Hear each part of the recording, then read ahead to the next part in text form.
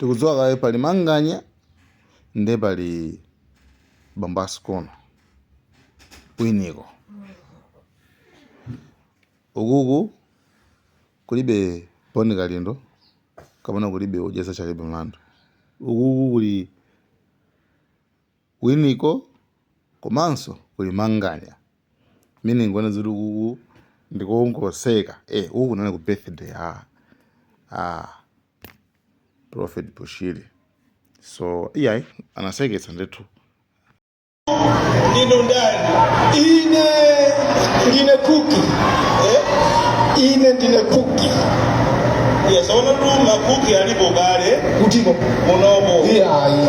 Bali makuki osena siyana. Ndine kuki wa manyina.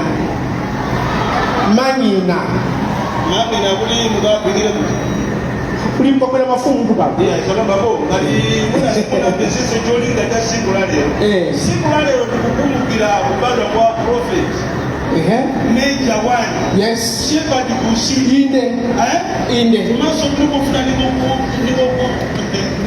kunaoneza. Yes. Ngakale ningiri kuti ndino wa protocol. Tumaso ndino wa family. But you see what? There are people here from many countries. Yes, of course. Linjani, lonke linjani. Liapila. Nyakuluma, univa. Hello. Kuma vile kama ni wazima. Hello ya. Hello. Unaona? Sokolo matinio ulikubaja la Bushiri. Yes, tu wa family. Okay, now kwa Bushiri hamuna kapina gazi.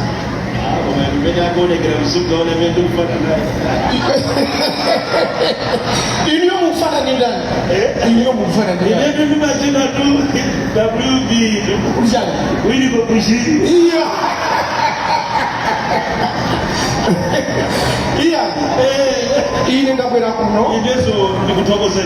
I've come here to celebrate the birthday of our prophet. Because you know, globally people are here from different countries. They are here from different countries for this function. And you know what? One of the reasons we are here for is to fellowship. Prophet Bushiri is a good man. He has assembled us all together to eat. Have you not eaten? Have you not eaten? I have eaten as a chair. You have eaten as a chair. Okay. So we are here to celebrate. Yes. Prophet Bushiri is a good man. Whenever there is hunger, he goes around giving people food. Not because he has a lot of money, but because he has that heart to give. Hallelujah. Yes. Yes, got that passion. Yes, that passion. To give, to share. Blessed is the hand that giveth. Yes. Than the one that taketh. Yes. Are you a giveth or a taketh? You. You mean me? I'm asking you. Are you a giveth or a taketh? You mean me? Yes. I am both. You are both. Yeah, but anyway. Yes. Let's thank the Prophet Bushiri. Wambili. Bazimene akuchita. Ni muntu wozi jebesa. Ni muntu waku ino. Amene sao na kudu yindu waku mpoto. Ayi. Sao na kudu yindu waku mwea. Iya. Mwaona mafumu. Mwaona mafumu. Mafumu naona. Mafumu alikompa. Yes. Yadia nao kompa. Tuwe. Madimba. Nijimene ndukule na kuti even if you look around. Yes. There are people from different countries from across Africa. Yes. To show that he is recognized globally. Globally, he's a good man. Yes, he's a humble person. Now the question is, we can say he's a good man, he's a good man. But what lesson are we drawing from that? As Malawians. As Malawians. Yes. You know, it is not about how much you have. It's about the hearts. I know you. You never give. You never give. When it comes to that, you stop with that. Yeah? When it comes to that, stop with that. Now, we should also be praying for Prophet Bushiri. Because even the men of God, they need our prayers. Right? They need our prayers. Yes. So we should be always thinking well of our prophet. vuto lakuno ku Malawi timaona ngati Prophet Bushiri akamapereka zinthu kapena kuthandiza kuti ali ndi ndalama zambiri. Akutiphunzitsa kuti ifenso Amalawi tisitengapo mbali pothandizaso dziko lathu. Ivi ni nthawi ya mafulazi tinaona TV mahelikopita anafika kuti ku Malawi kuno Anaposema helicopter? nani bila chimwenewo Abushiri. chimwene Anaposema helicopter? sana yangani kuti uku ndi kumulanje uku ndi kumshoro uku ndi kublanda ama yanga nazovuta za msiku Ngoti sabano muli pamene po. Ndikuona ngati achihana alipomo. Achihana alipomo Achihana Vice President mwapita kudinu yo. Mwapita kudinu. Ngati achihana alipomo no. Kodi nuso kunapanga kuzandale? Ine nikapanga ndale? No. Ineyo. Hope yanu. Ine ngati Tukufanana. Tukufanana. Siuja mabanga maimba nyimbo ilaje kuna kuti. Kuti jana. Ine Ali ineyo. Munapanga kuzandale? Bali wanga kuti ndikuze chilungamo. Sina pange kundala. Munapanga kuzandale? Ndimangomva anthu kuti andale. Koma ine ndale isi zimadikuza. Simunapanga ibwe? Isizipange. Kululuka mbali wanga kululuka. Sinapange ndale kululuka. Mukufanana ni munthu wina wake. Pakali panopa amangosirira ganibondo. Ike kuisa. Ina amene usiti muziwa. Tufana naye. Nasi yaji hana mayamba. Mungu ndikumbusa mundu yo demo akufana na nino. Anaenda siku bamoto anaenda. Asa.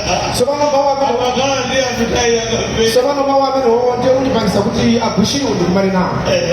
Chifukwa ukawerenga 1 Kings chapter 22. Chabuno. 1 Kings chapter 2, when you go into the scriptures. Yes. Hallelujah. Amen. There is a prophet called Micah. Hallelujah. Amen. Ahab was told, hallelujah. Amen. Ahab. Ndicho kumfata anapita ukamfusa. Kodi tipite kuramo Gileadi tikamenya nkhondo. And Micah says no, don't go. Mugapita simungabwera. Anabanga makanya anapita. So muno yote a prophet kuchiri ndi alamu yako. Ndiye ngati ndi maenda ndapanga campaign amako ndi angana kuti lepera. Fuso Amanena kuti kuti Micah anamuza Ahab usapite sono yo kwa munyangene ni zuzu alia usiye ngale pera akuziwa amanena kuti no I will be open for you. Ask him. Ya mati tubeleza kanija ikawa ibe nefasiliziwa ibeberere ibase mono waiwa sobano Achihana sali muno kali momuno Achihana ndo alipo kali momuno a vice president second vice president yes sali momuno balibeka ndikuti balibeka bye akusekelera gati akutisekelera yo asakutisekelera ligira 20 kundimva 20 kundimva Simon, you never pay. You said I failed election, right? No. No. My votes are being counted. They're still being counted. My votes are being counted. They will tell me. Anyway. Mtima opangisa kuitana kulairisi kukhala pamoja eat together to show that we are one. Prophet Bushiri, God bless you. Yes. It's not about what you have. No. But it's about your heart. And you asinamalize. Oh yes. Utakosa kala piga. Mandali batizungucha tawamu. You are a good man. Yes. And Mama, God bless you too. And my brother from Zimbabwe, Unjani. I wish you all the best. To give is a blessing. It is. Okay? What you do, ngani mele yo chita give. Unotu antu atengapo zitu. Madalisho. Okay. Ajimani akafuna bwana amaredi. Omenama ni fika. Akushiki. Muwa nazo leo nikapa shoka pale. Au basi. Hadi ngabana. Ndio hai. Osa pepa ukone nenda pela lero. Shuku za pepa. No, before sometimes we are just full of beggars, begging and begging. There are some people, no, there are some people, let me tell you my brother, there are some people, they don't chase money. Money chases them. Alright? They don't chase money. Have you ever been chased by money yourself? On that one, we don't talk about it. And just yesterday, I was rescued by the police. What? I was chased. Chased by what? Money. And Prophet Bushigi and your Papa, we wish you all the best. We pray for your partnership. We pray for your friendship. May the Lord bless you. And as we say, may the Lord keep you, both of you, under His wings. May He exalt both of you. The other thing I like about my brother is that he doesn't only preach, but he's also a business person. You are a business person.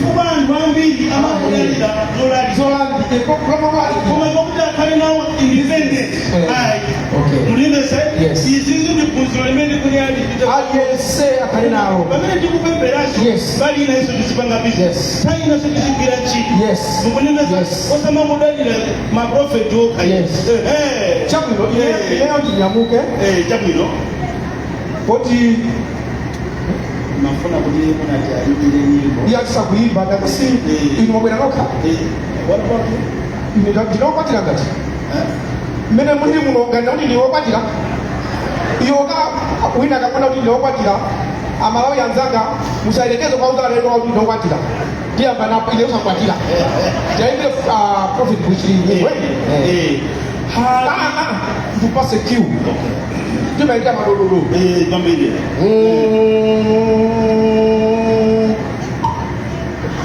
Happy birthday to you. Happy birthday to you.